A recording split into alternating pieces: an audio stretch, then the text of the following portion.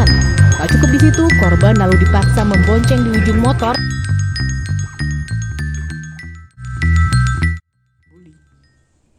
Bully adalah tindakan atau perbuatan kekerasan secara fisik ataupun secara mental kepada orang yang lebih lemah, sehingga menyebabkan orang yang lebih lemah itu merasa tertekan, takut, dan putus asa. Dan bully itu terdapat 3 jenis bully. Bully secara fisik, secara mental, dan secara verbal. Tentang kasus bullying di SMPN 18 Tangerang Selatan. Nasib tragis juga dialami siswa yang berinisial MS 14 tahun. Dia menjadi korban bullying oleh 3 temannya sendiri. Akibatnya MS mengalami luka parah di sekujur tubuh.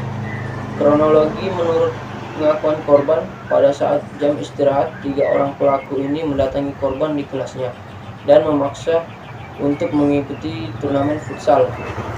Akan tetapi korban menolak ajakan pelaku, sehingga mereka beradu cekcok mulut dan berujung tindak penganiayaan yang parah. Korban pun mengalami luka sobek pada bagian kepala, lebam-lebam pada bagian wajah dan mata. Pihak sekolah dan keluarga pun sudah menangani kejadian tersebut dan melaporkan kepada pihak berwajib. Pada tanggal 15 Oktober 2021 di Kota Lubuk Linggau, terdapat 1 korban bullying atau perundungan siswa SD kelas 5 Kota Lubuk Linggau yang berinisial AKS umur 12 tahun. Setelah 2 hari sempat koma, siswa SD kelas 5 korban bullying sudah kembali sadar meskipun kondisinya sangat lemas. Siswa kelas 5 SD Negeri 1 Lubuk Linggau, Kecamatan Selangit, Kabupaten Musirawas itu sudah bisa membuka mata. Meskipun belum bisa menggerakkan tubuhnya karena lehernya masih patah. Bupati Muara, Ratna Mahmud, mengatakan pemerintah kabupaten bakal membiayai pengobatan korban setelah dirujuk ke rumah sakit yang ada di Palembang.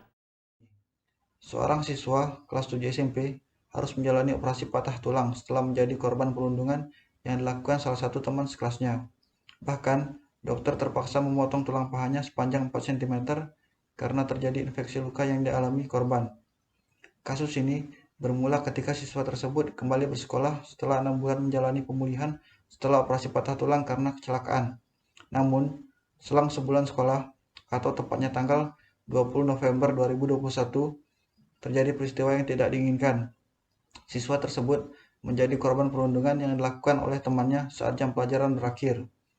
Salah seorang teman siswa mengambil alat bantu berjalan miliknya. Beruntung, ada salah satu temannya yang lain mencoba untuk mengambil alat bantu jalan tersebut dan mengembalikannya ke korban. Namun, tidak berselang lama, tersangka kembali menghampiri korban dan menabrak kakinya yang masih dalam masa pemulihan pasca operasi patah tulang. Korban pun menangis kesakitan hingga akhirnya dia diantar pulang oleh salah satu guru. Sayang dari pihak keluarga terduga pelaku tidak ada etikat baik untuk meminta maaf atas kejadian tersebut. Hingga akhirnya ia terpaksa membawa kasus ini ke ranah hukum. Bullying adalah suatu masalah yang serius dan bisa dialami oleh siapa saja. Tak hanya dialami oleh siswa-siswi yang duduk di bangku sekolah. Perundungan juga bisa terjadi di tempat kuliah, kerja, maupun tetangga.